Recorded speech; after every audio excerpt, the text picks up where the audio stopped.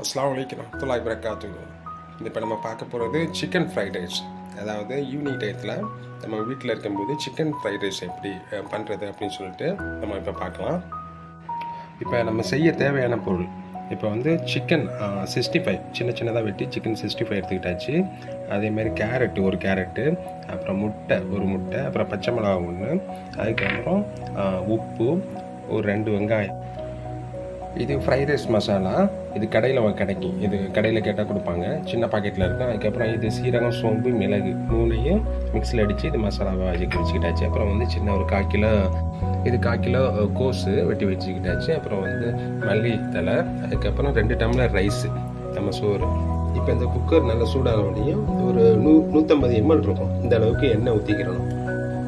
ஏன் இவ்வளோ எண்ணெய் ஊற்றுறோம்னா, இந்த எண்ணெய் ரைஸ் இருக்குது, அப்போ தான் பொழுண்டு நல்லா இதாக வரும். இப்போ இந்த வெங்காயம் வெட்டி வச்சு இந்த வெங்காயத்தை இப்போ இதில் கொட்டுறோம். இப்போ நல்லா அந்த வெங்காயம் வதங்கிடுச்சு. அடுத்தது முட்டை வந்து ஜஸ்ட் ஆப்ஷனல் தான், வேணும்னா நம்ம ஊற்றிக்கலாம். ஏன்னா சிக்கன் போடுறதுனால முட்டை தேவை கிடையாது. முட்டை வேணும்னா ஊற்றிக்கலாம். முட்டை இந்த மாதிரி லைட்டாக அப்படியே கிண்டிக்கிற வேண்டியதான். இப்போ பச்சை மிளகா போட்டாச்சு. அதுக்கப்புறம் கேரட்டு, இதெல்லாம் நல்லா வதங்குறதுக்கு தேவையான அளவு உப்பு போட்டுக்கிறோம். உப்பை போட்டு நல்லா வதக்கினோம்னா நல்லா ஈஸியாக நல்லா வதங்கும் குயிக்காக.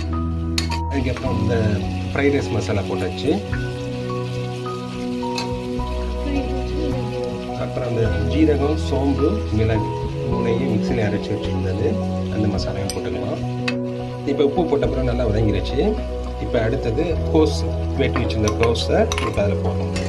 இப்போ இது நல்லா வதங்கிடுச்சு, எல்லாத்தையும் போட்டு வதங்கிடுச்சு. அதுக்கப்புறம் இப்போ சிக்கன் 65 சின்ன சின்னதாக வெட்டியிருக்கு. இப்போ இதில் போடுறோம்.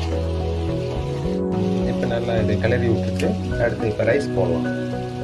ரைஸு இப்போ நம்ம நார்மல் ரைஸ் தான். ரைஸை போட்டு இப்போ இதை நல்லா வந்து அப்படியே கிளறி விட வேண்டியதுதான். நல்லா கிளறி விட வேண்டியது. இப்போ இந்த லெவலுக்கு வந்துருச்சு. நல்லா ஒரு 5 நிமிஷம் நல்லா வந்து மிக்ஸ் பண்ண வேண்டியதுதான். இப்போ இந்த ஃப்ரைட் ரைஸு ரெடி ஆச்சு. சிக்கன் ஃப்ரைட் ரைஸ் ரெடி ஆச்சு. ஜஸ்ட் ஒரு 10 மினிட் தான். இது ரொம்ப ஈஸியாக பண்ணியாச்சு, ரொம்ப குயிக்காக பண்ணியாச்சு. இப்போ இதோட டேஸ்ட் எப்படி இருக்குன்னு பார்ப்போம். பிஸ்மில்லா வாலா பரக்கத்து. மாஷா அல்லாஹ், நல்லாயிருக்கு. நல்லா சூடாக நல்லா டேஸ்ட்டாக இருக்குது.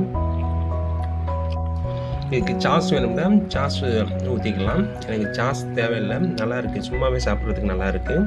அப்புறம் இந்த வீடியோ பிடிச்சிருந்துச்சுன்னா மறக்காமல் சப்ஸ்கிரைப் பண்ணுங்கள், லைக் பண்ணுங்கள், கமெண்ட் பண்ணுங்கள், ஷேர் பண்ணுங்கள். நிறைய பேர் இந்த சிக்கன் ஃப்ரைட் ரைஸை ட்ரை பண்ணட்டும். ஓகே.